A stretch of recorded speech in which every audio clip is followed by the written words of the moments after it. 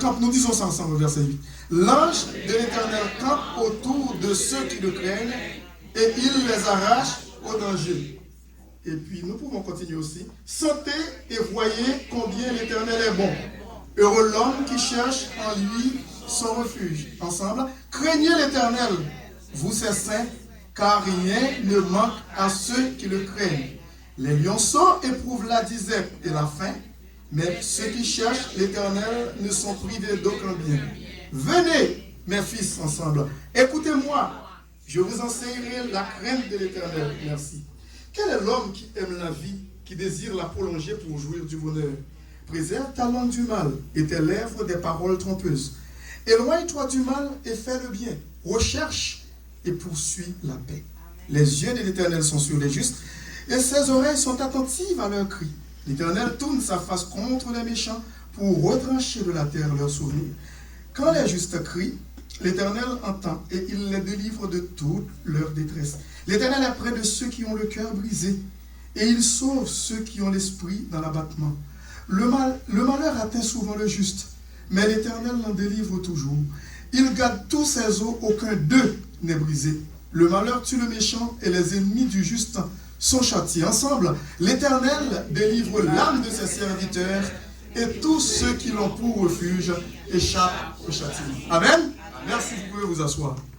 Crainte et action de grâce à Dieu. Hier, nous avons écouté un très bon message de la part de notre bien-aimée sœur, comme d'habitude, sœur Kelita Charles, qui est chaque samedi qui est avec nous, et qui a parlé aussi sur la crainte de l'Éternel et sur le cri que nous devons lancer à Dieu. Alors, son message était plus porté sur le cri.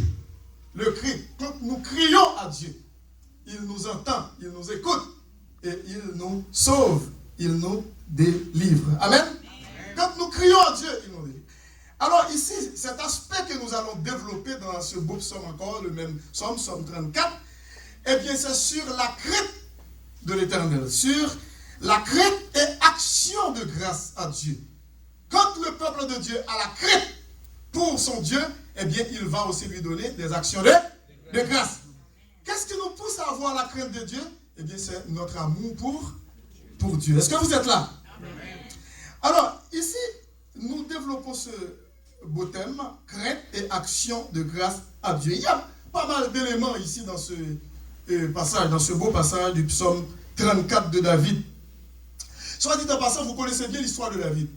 Et David, d'aucun d'entre nous, personne ne peut dire eh bien, qu'il ne connaît pas David, l'histoire de David. David, c'était le petit dernier de la famille d'Isaïe, le Bethléemite, parce que sa famille habitait à Bethléem.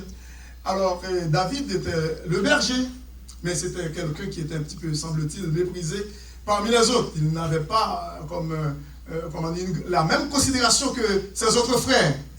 Et au point que David, en tant que le petit de la famille, le petit dernier, négligé, et je ne dis pas méprisé, parce que, écoute, mais je ne veux pas aller trop loin, mais David était un peu négligé. Alors, c'est lui qui a eu comme responsabilité pour garder les troupeaux ou le troupeau et de sa famille, de la famille de son père. Alors, David était toujours dans les pâturages avec les brebis. David gardait les troupeaux. David était un homme qui avait un cœur de berger, qui avait un amour pour les brebis, au point que lorsque les bêtes féroces, les lions, l'ours, les loups venaient pour attraper les brebis, pour les manger, les détruire, David était toujours là. Amen. Il était toujours là. Est-ce que vous êtes là? David était toujours là pour défendre quoi? Les brebis. Eh bien, c'est pas pour cette raison que David, arrivé au psaume 23, c'est lui qui l'a composé. Cet artiste-là, il jouait de l'harpe. C'était un grand musicien, et puis c'est lui qui a composé la majorité des psaumes. David pouvait dire, eh bien, quand je marche dans la vallée de l'ombre de la mort, je ne crains aucun. Mais auparavant, verset 1, il dit, l'Éternel est mon berger. Lui, il était berger, en cœur, dès qu'il dit du troupeau de son père. Eh bien, mais l'Éternel est son berger à lui. Est-ce que l'Éternel est votre berger? Amen. Amen. L'Éternel est mon berger, mais il est aussi votre berger. Il est notre berger. David dit, l'Éternel est mon berger, je ne manquerai de rien. Amen. Manquerai de rien. Il me fait reposer dans de verts pâturages. Pas dans un désert, un de vers par pâturage. Il sait bien choisir l'endroit où David, sa brebis, qui veut dire la brebis du Seigneur, puisse paître, manger à satiété. Il me fait reposer dans de verts pâturages. Il me dirige près des eaux paisibles. Il restaure quoi? Mon âme. Mon âme. Il me dirige près des eaux paisibles et restaure mon âme. Il me conduit dans les sentiers de la justice à cause de son nom. C'est à cause du nom de Dieu qui fait que jusqu'à maintenant nous louons le Seigneur. Amen. À cause de son nom, il ne nous laisse pas en proie au danger. Eh bien, ici au chapitre 34, David aussi vient avec un psaume, un cantique, un chant de reconnaissance. Quiconque a connu l'amour de Dieu ne puisse pas rester indifférent. Il doit donner l'action de grâce à Dieu. David dit, je bénirai l'Éternel en tout temps. En tout temps. Est-ce que vous vous souvenez, il y a un personnage dans la Bible, dans le Nouveau Testament, qui parlait presque la même chose, comme David? Dans Philippiens chapitre 4, réjouissez-vous toujours dans le Seigneur. Et aussi dans Éphésiens chapitre 5. Qu'est-ce que l'apôtre Paul a dit dans Éphésiens chapitre 5? Je vais vous lire. L'apôtre Paul était un homme reconnaissant. Il dit dans Éphésiens chapitre 5, à partir du verset 19, entretenez-vous par des psaumes, par des hymnes et par des cantiques spirituels, chantant et célébrant de tout votre cœur les louanges du Seigneur. Ouais, les louanges du Seigneur. Et puis qu'est-ce qu'il dit encore? Il dit rendez quoi? Qu'est-ce que ça veut dire? Action de? Rendez continuellement grâce. Qu'est-ce que ça veut dire continuellement, cet adverbe-là de continuer? Qui veut dire tout, toujours, de façon permanente. Rendez continuellement grâce pour toutes choses à Dieu le Père, au nom de qui? Au nom du Seigneur Jésus-Christ. Écoute, qu'est-ce qu'il dit ici? Au nom de Jésus-Christ, vous soumettant les uns aux autres, comment? Vous avez du mal à le dire, hein? Vous soumettez les uns les autres dans la crainte de Christ. Ce n'est pas dans une peur, dans une frayeur, non, ça n'a rien à voir avec ça. Mais dans la crainte, dans le respect de Christ. Eh bien, ici, David dit, écoutez bien, vous voyez, il dit, au verset 4, il dit, exaltez avec moi l'Éternel, célébrons tous son nom. Il dit, j'ai cherché l'Éternel et il m'a répondu. Il m'a délivré de toutes mes frayeurs. Tout d'abord, si nous voulons considérer pas mal d'éléments dans ce passage, écoutez bien. Quand on parle de la crainte de Dieu, il faut bien noter que les promesses que Dieu donne ou offre à nous, ses enfants ici, notez que les promesses de ce psaume sont fondées sur des conditions bien particulières, bien précises. Les promesses de Dieu. Les promesses de Dieu ici sont fondées sur des conditions très très précises. Eh bien, ces promesses sont réservées à ceux qui craignent l'Éternel. Est-ce que vous êtes là? Ces promesses sont réservées à ceux et celles qui craignent l'Éternel. Écoutez, au verset 5. David dit, j'ai cherché l'Éternel et il m'a répondu, il m'a délivré de toutes mes frayeurs. Et puis il dit, quand on tourne vers lui les regards, on est rayonnant de joie. Et quelles sont ces promesses? Tout d'abord, le Seigneur nous promet, écoutez bien, l'Éternel nous promet qu'il nous délivre de toutes nos frayeurs. Frayeur veut dire la peur. Est-ce que vous êtes là? Ce n'est pas la même connotation que avoir la crainte de Dieu. Parce que quand quelqu'un dit, j'ai peur de Dieu, il y a un problème. Est-ce que je suis compris là? Oui. Si j'ai peur de mon père, je ne peux pas avoir une bonne relation avec lui. Mais si j'ai la crainte de mon père, c'est-à-dire je le respecte pour moi, est-ce que vous êtes là? Pour mon père, c'est différent. Avoir peur de quelqu'un, on va le fuir. Mais avoir la crainte pour quelqu'un, c'est pas la même chose dans la Bible. Mais c'est avoir le respect pour la personne. On l'honore. Est-ce que vous êtes là? On le révère. On le respecte. On l'aime. Tout d'abord, c'est parce que nous aimons la personne qui fait, ça nous pousse à avoir la crainte pour cette personne et à la respecter. Et c'est pour cette raison que Dieu nous promet, Dieu promet à ses enfants, à tous les enfants qui ont la crainte de Dieu, eh bien, il va les délivrer de la frayeur, de la peur. C'est ça le verset 5. J'ai cherché l'Éternel et il m'a répondu. Il m'a délivré de toutes mes frayeurs. Ça, c'est pour quelqu'un qui a la crainte de Dieu. C'est pour cette raison que le message est titré Crainte et action de grâce. Et puis, ici, David continue. Qui veut dire la promesse de Dieu aussi est réservée. Écoutez, est réservée pour tous ceux qui aiment Dieu, qui ont la crainte de Dieu, et Dieu va les délivrer de toute leur détresse. Pas seulement une peur, mais aussi des détresses. Parce que vous pouvez être dans une grande détresse, mais Dieu vous promet qu'il va vous délivrer. Vous pouvez avoir peur, mais vous n'êtes pas encore dans la détresse, mais vous observez que vous allez entrer dans dans un grand problème, mais vous avez peur. Mais lorsque vous êtes dans des détresses, vous êtes dans les calamités, c'est pas seulement juste avoir peur, mais vous êtes là-dedans. Par contre, si vous comprenez ça veut dire là, que veut dire vous êtes en train de traverser des moments très difficiles, des moments pénibles, noirs de la vie.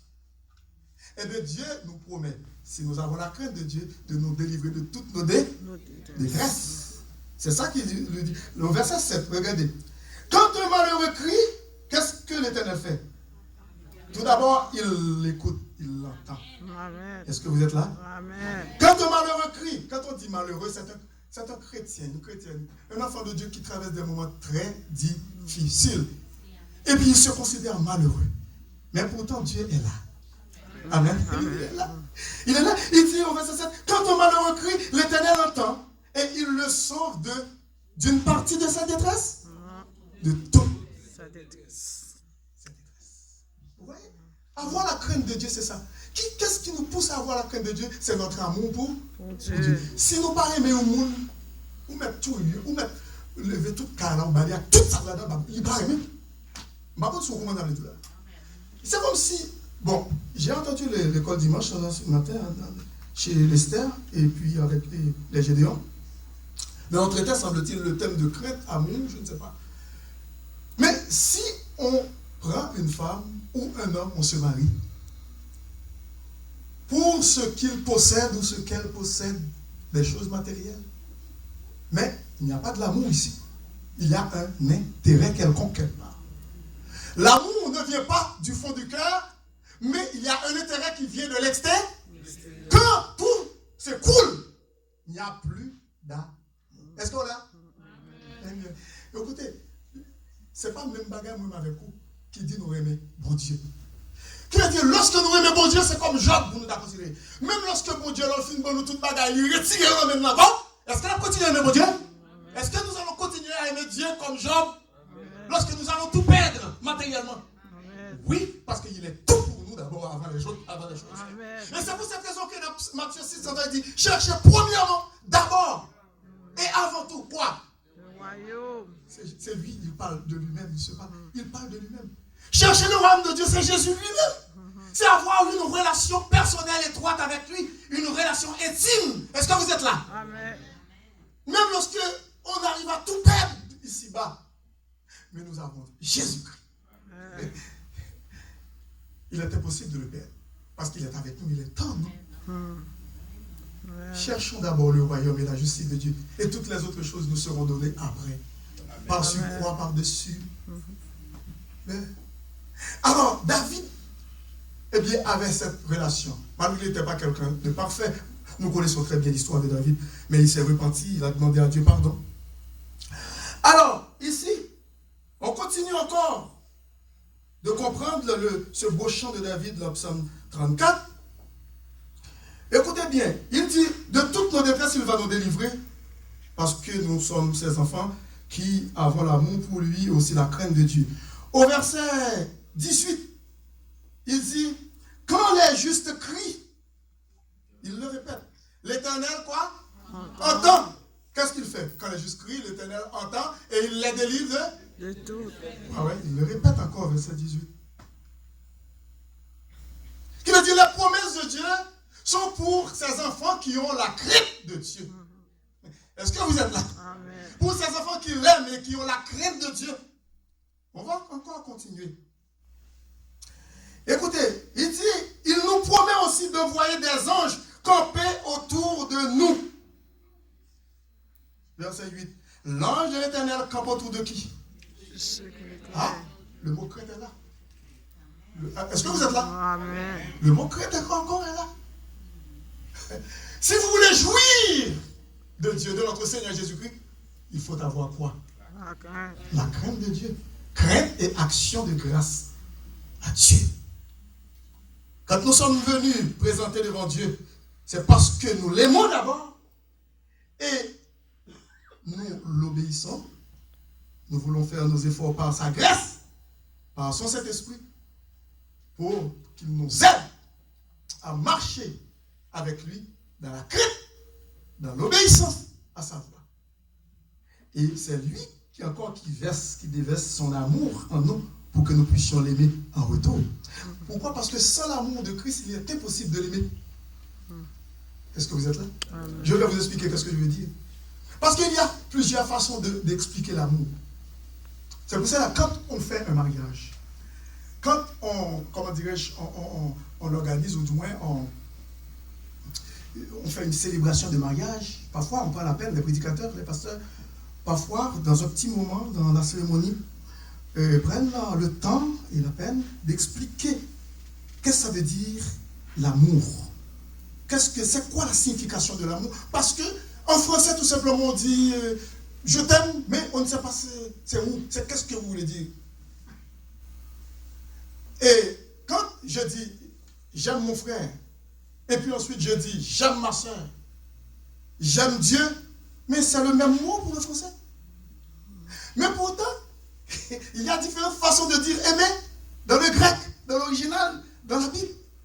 Quand nous disons, eh bien, j'aime mon frère, c'est pas la même chose, ou du moins j'aime un ami, comme ça un ami, ou du moins j'aime des gens. C'est pas la même chose de dire j'aime Dieu, ou j'aime ma femme, c'est pas la même chose. Parce qu'il y a différentes façons de dire. Par exemple, en grec, il y a storgé, l'amour, comme ça pour les gens.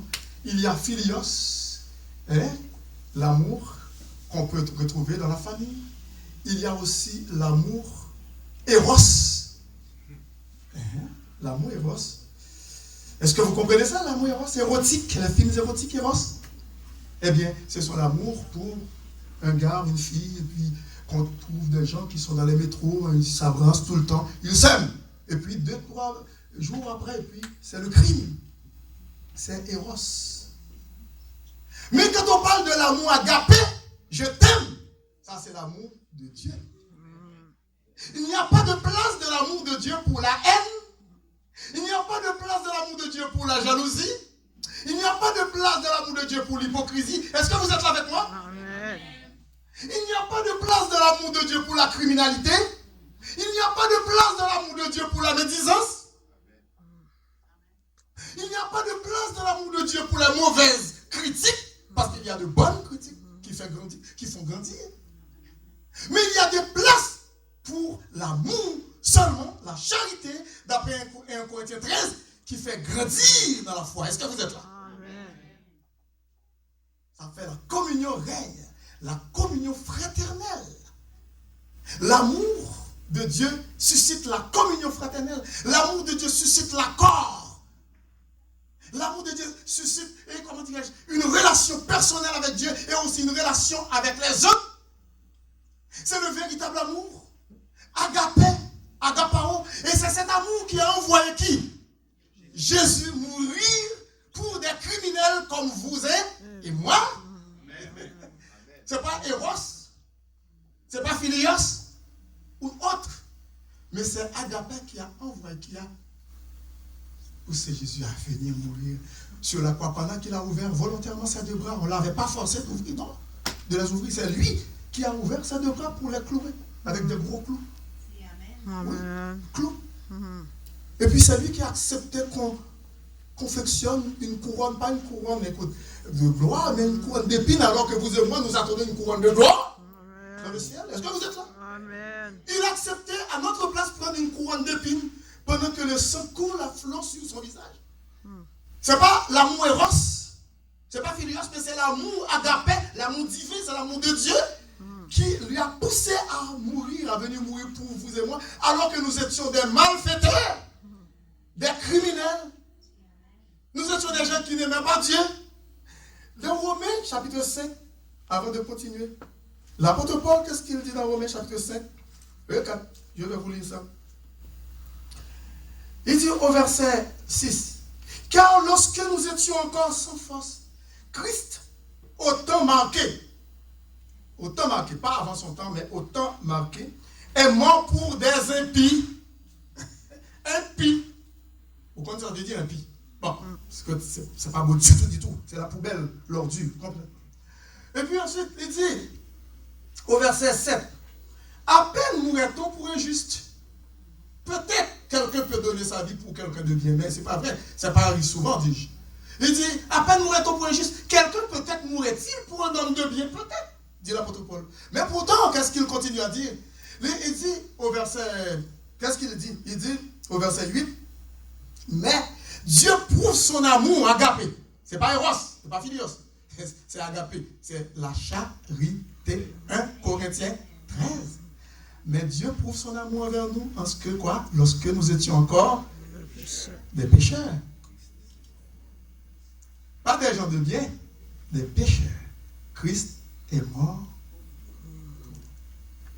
Vous voyez qu'il dit, son amour, eh bien, nous pousse à lui donner action de grâce. Action de grâce. À l'aimer davantage. Et avoir la crainte de Dieu. Quelqu'un qui n'a pas la crainte de Dieu, qui vient de lui donner action de grâce, c'est l'hypocrisie. Bah, est-ce que vous êtes là? Amen.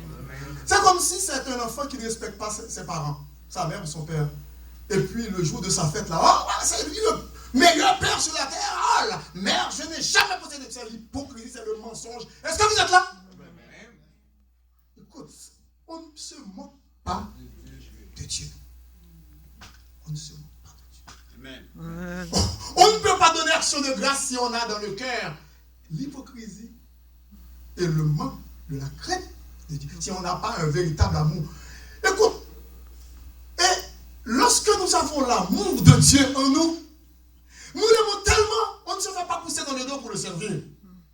On l'aime tellement, on est en amour avec notre Sauveur. Personne n'aura besoin de nous pousser dans le dos pour servir, le sait. Parce que c'est personnel. C'est une relation personnelle. C'est nous qui savons qu'est-ce qu'il a fait pour nous. C'est où nous sommes. Nous étions tombés. Et puis lui nous a tirés du puits dans lequel nous étions tombés. Est-ce que vous êtes là? Lorsque nous faisons un bagage pour, nous avons fait un bagage pour. Écoute, est-ce que c'est un monde qui t'a dit ou parce que j'ai tel fait un bon bagage pour? Est-ce que c'est un monde qui t'a dit tout ça? C'est où tu as dû reconnaître ça? Est-ce qu'on l'a fait? C'est où? C'est où tu as dû reconnaître? En retour, on remet l'appareil. Mais pour Dieu, nous ne pouvons pas remettre l'appareil. On ne peut pas, comment dirais-je, remettre à Dieu ce qu'il a fait pour nous. Tout simplement, il nous demande de l'obéir et de le servir. Et puis, qu'est-ce qui nous donne aussi cette capacité de l'obéir et de le servir? C'est lui encore qui le met en nous. Est-ce que vous êtes là? Si je dois quelqu'un, ou du moins si quelqu'un a fait quelque chose pour moi, ou quelqu'un qui m'a fait entrer ici au Canada, peut-être je vais dire que moi je vais essayer, peut-être c'est lui qui a acheté le billet d'avion pour moi, c'est bon, lorsque je vais travailler, et puis je vais le remettre en... Écoute, on le remet. Mais qu'est-ce qu'on va remettre à Dieu? Qu'est-ce qu'on va remettre à Jésus-Christ? Impossible. Tout simplement, un cœur reconnaît. Seigneur, je n'ai rien à t'offrir. Comme le cantique dit, Seigneur, je n'ai rien à t'offrir. Un cœur souffle, comment? Fatigué. Oui. Que de dire, c'est un cœur, tout simplement, je viens dans l'obéissance à toi. Je veux te servir. Je t'aime, Seigneur. Prends ma vie. Fais ce que tu veux avec. Que personne ne me pousse dans le dos pour te servir, Seigneur, parce que c'est l'ingratitude. C'est un manque de connaissance. Pour venir dans la réunion de prière, Seigneur, il faut qu'un orchestre ou pour me pousser. Non, Seigneur. C'est un manque de gratitude. Moi, je réalise ce que tu as fait pour moi personnellement. Est-ce que vous êtes là même? Je dois prendre conscience que pour moi personnellement, parce que je t'ai accepté comme mon sauveur, Seigneur personnel, et personne ne pourra me dire, eh bien, ayez de la reconnaissance à Dieu. Ou du moins, sers le Seigneur de tout ton cœur. Parce que ta parole le dit. Parce que David, ça vient de son cœur. David continue. Quand nous avons la crainte de Dieu, Dieu, eh bien, n'est pas seulement envoyé ses anges pour nous délivrer de toutes nos détresses, ou pour camper auprès de nous. Eh bien, au verset 10, il pourvoit à tous nos besoins. Écoutez, au verset 10, il dit, craignez l'Éternel. Vous voyez le mot craindre. Verset 10, craignez l'Éternel, vous c'est saints. Qu'est-ce qu'il allait dire encore? Ah, vous voyez? Craignez l'Éternel, vous c'est saints, les saints c'est nous. Est-ce que vous êtes là? Vous ne pas compter le saint, Jésus-Christ le saint, c'est pas l'homme, non? C'est pas Rome, c'est pas l'église catholique romaine qui. Non, qui établit que vous êtes saints. Jamais de la vie. Parce qu'ils ont une fabrique à Rome pour fabriquer des saints. N'importe qui va on va vous canoniser comme saint. Mais qui nous a établis saints, c'est Dieu le Père en Jésus-Christ, qui dit que nous sommes un peuple saint. Un peuple à qui? Un sacerdoce royal, une nation sainte. A fait quoi? Écoutez, 1 Pierre chapitre 2, regardez. 1 Pierre chapitre 2, au verset 9.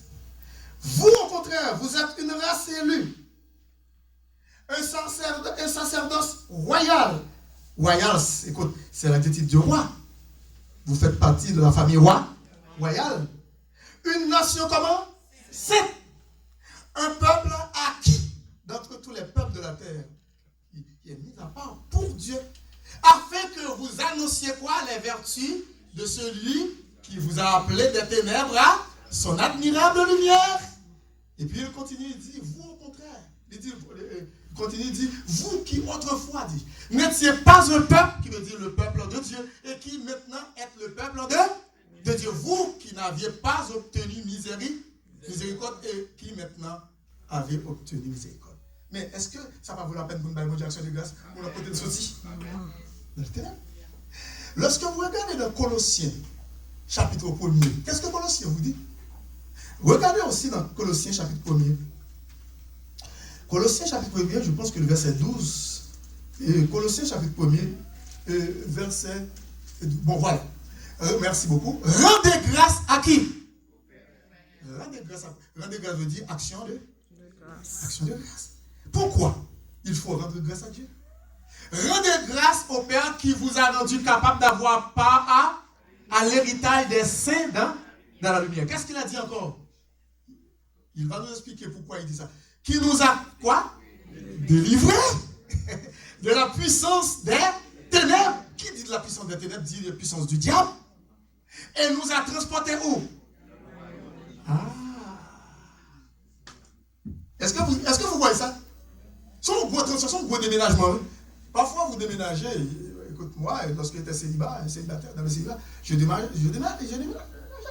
Mais lorsque je suis devenu marié, là, que je dis époux, là, que je dois avoir une stabilité. Est-ce que vous êtes là avec moi? Avec ma famille. Eh bien, il y aura un jour une stabilité. Lorsque nous serons dans la présence du Seigneur. Plus de déménagement. Mais, cependant, avant ce grand déménagement pour aller au ciel, il y avait déjà eu un grand déménagement dans le passé. C'est ce que l'apôtre Paul a dit. Nous étions dans le monde, dans une autre adresse. Mais nous sommes passés dans la famille de Dieu. C'est pour ça que je dis, qui nous a délivrés de la puissance des ténèbres et nous a transportés dans le royaume du Fils de son amour. Peut-être qu'on ne peut pas rendre compte qu'ils l'ont déménagé. Mais lorsque nous étions dans le monde, nous étions dans le monde. Mais lorsque nous sommes à Jésus-Christ, c'est un grand déménagement. C'est ça que fait Satan haït nous. C'est pour cette raison que le diable nous a haïs, nous hait. Il continue à nous haïr jusqu'à ce que nous arrivions au ciel. Parce que nous étions pour lui dans son adresse. Est-ce que vous comprenez ce que veut dire? Psaume 24. Psaume 124 dit. Vous allez comprendre ce que ça veut dire. David l'avait dit. Dans Psaume 124, regardez. Sans l'Éternel qui nous protégea, qu'Israël le dise. Sans l'Éternel qui nous protégea, quand les hommes s'élevèrent contre nous, ils nous auraient engloutis comment? Tout vivant. Quand leur colère s'enflamma contre nous, qu'est-ce qu'il dit encore? Alors les eaux nous auraient comment? submergé, les torrents auraient passé sur notre âme. Qu'est-ce qu'il dit encore? Alors auraient passé sur notre âme quoi? Les flots impétueux. Mais, une action de grâce. Il y a une action de grâce. Verset 6. Qu'est-ce qu'il dit? Ah! Béni soit l'Éternel qui ne nous a pas livrés en proie à leurs dents. Mais il continue. Notre âme, ce n'est pas juste notre corps physique. Non, non, non. Notre âme s'est échappée comme qui ça? Du filet des... Qu'est-ce qui arrive là, ici, l'autre passage, l'autre partie? Qu'est-ce que vous comprenez ici? Pourquoi David arrive ici et dit notre âme s'est échappée comme l'oiseau du filet d'oiseau? Et puis ensuite il dit le filet s'est rompu et nous sommes échappés. Qu'est-ce qu'il est en train de nous dire? Nous étions prisonniers, nous étions dedans. Ça prend l'intervention de Dieu pour rompre le filet. Vous n'avez pas compris? En Haïti, il y avait ce qu'on appelle